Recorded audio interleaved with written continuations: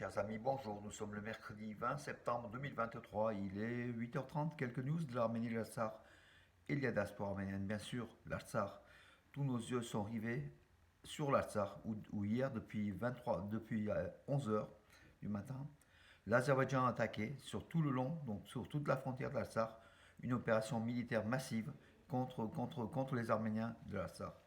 Bien sûr, aujourd'hui, tous les journaux, regardez, la Libération en une, tous les journaux donc, évoquent, évoquent bien sûr en actualité la guerre de l'Artsakh. Donc là, Libération, c'est sur 2 pages, beaucoup de journaux.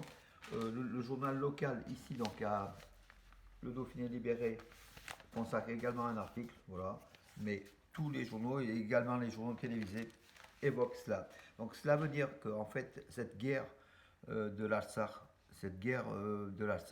est beaucoup plus médiatisée, beaucoup plus internationalisée que la guerre de 44 jours en Artsakh, où pratiquement peu de médias l'évoquaient. Aujourd'hui, le monde entier donc, l'évoque. Le secrétaire général de l'ONU a demandé donc un arrêt immédiat des combats, a appelé l'Azerbaïdjan à cesser le combat, tout simplement. Anthony Blinken, le secrétaire d'État américain, a appelé Aliyev à demander l'arrêt des combats. Par contre, Aliyev ne l'écoute pas, hein, a priori, il n'écoute même pas les Américains, qui à New York, en fait, hein, lors du sommet de l'ONU, sont exprimés. Alors, le bilan provisoire, donc aujourd'hui, donc ce matin, mais c'est que provisoire en fait, il va augmenter de toute façon. Hein. 27 victimes arméniennes, dont 2 civils, plus de 200 blessés, 7000 habitants déplacés de 14 villages du périmètre de frontalier en fait, hein, du côté de Mardakert, du côté de Mardouni, du côté de Chouchi. Voilà, donc en fait le bilan est quand même terrible et a priori les Azeris ont pris du terrain, surtout du côté de Mardouni, où le maire de Mardouni a été tué dans les combats en fait, hein, aussi. Euh, c'est ce qu'a rapporté donc un journaliste donc local.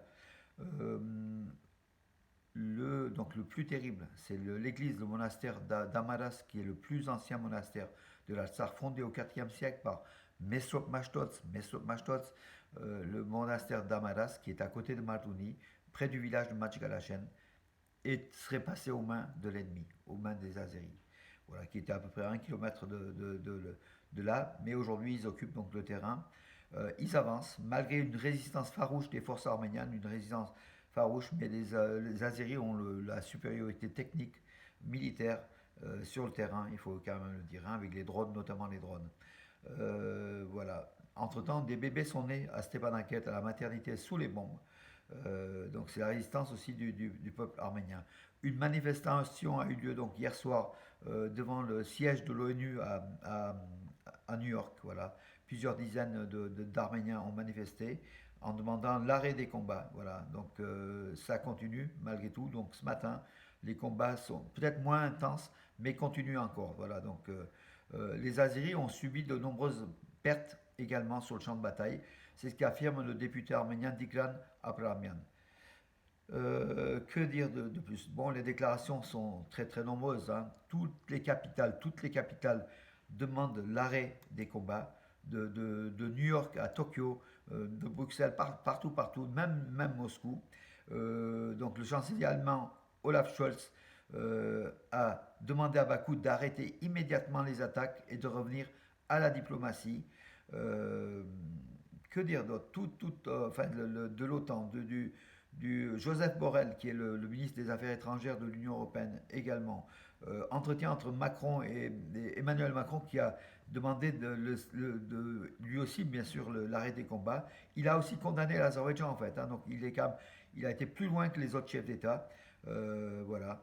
Euh, Coup de fil entre donc Blinken et Nicole Pachinian également. Hier soir, une grande manifestation réunissant des milliers d'Arméniens opposant à Pachinian se sont rassemblés devant le palais du gouvernement. Donc ils demandaient là, bien sûr la démission de Nicole Pachinian. Il y a eu des heurts et à peu près 35 blessés, tant du côté policier que du côté des manifestants. Voilà la situation qui est très très tendue. Hein. Donc voilà en Assar. Entre-temps, donc à New York, euh, euh, New York, le chef de l'État, donc le dictateur turc, Erdogan, a affirmé que la Turquie soutenait l'Azerbaïdjan. Et en plus, donc, avant d'aller à New York, il avait demandé donc, le corridor de Zangezur, l'ouverture du corridor de Zangezur. Donc Erdogan parle ouvertement du corridor de Zangezur qui traverse le sud de l'Arménie. Et il y soutient, donc absolument, il soutient Aliyev, le dictateur Aliyev. Ankara est la seule capitale à ne pas condamner l'agression de l'Azerbaïdjan contre l'Artsakh. Toutes les autres capitales, il faut le signaler, demandent l'arrêt des combats. Voilà. Ce qui n'était pas le cas, encore une fois, lors de la guerre des 44 jours en Artsakh. Alors, à quoi ça va aboutir? Donc, si les États-Unis mettent le paquet, aujourd'hui surtout à New York, en fait, le Conseil de sécurité de l'ONU, à la demande de la France, va demain, le 21 donc septembre, va justement traiter la situation en Artsakh en discussion donc urgente du Conseil de sécurité. Euh, le monde entier est contre l'Azerbaïdjan et la Turquie, sauf que la Turquie et l'Azerbaïdjan, avec quelques alliés, maintiennent cette pression. Voilà. Le rôle de la Russie est un petit peu bizarre aussi. Donc, elle condamne tout en, comment dirais-je, en affirmant en fait, que les soldats de paix russes n'ont pas le rôle de s'immiscer dans les affaires internes, dans les combats, tout simplement. Voilà. Par Peskov, hein, qui est le conseiller du Kremlin qui l'a déclaré, également Zakharova. Donc en fait, la Russie euh, joue un peu des deux côtés, tout simplement comme d'habitude.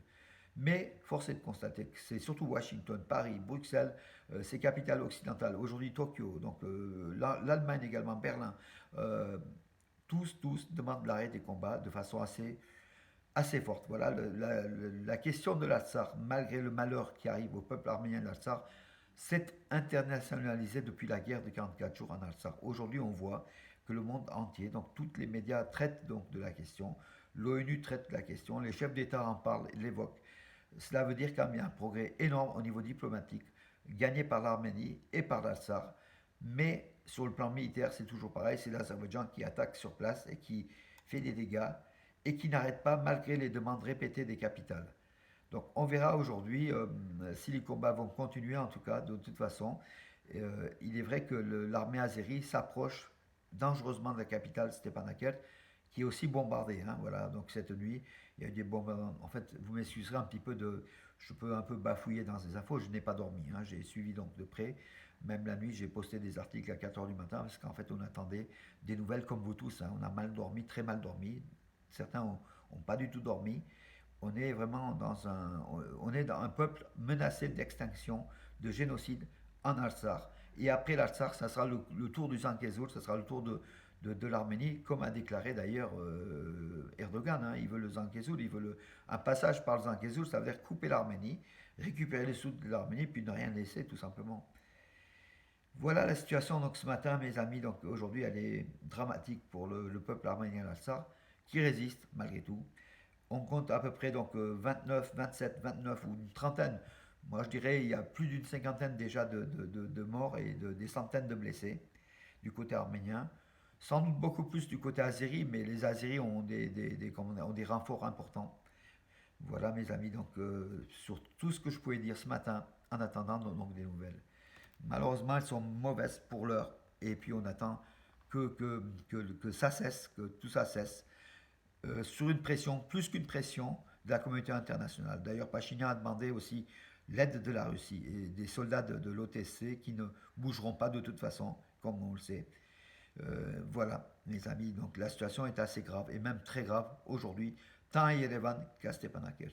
Et puis la diaspora qui souffre aussi, qui va manifester, donc vous le verrez donc à Bruxelles le 1er octobre pour l'Artsakh, ici à Valence également. On en reparlera, c'est pas le moment. Aujourd'hui, on va plutôt suivre de près, minute par minute, ce qui se déroule en Artsakh, mes amis. S'il y a des informations importantes, je ne manquerai pas de vous en faire part. Voilà, mes amis.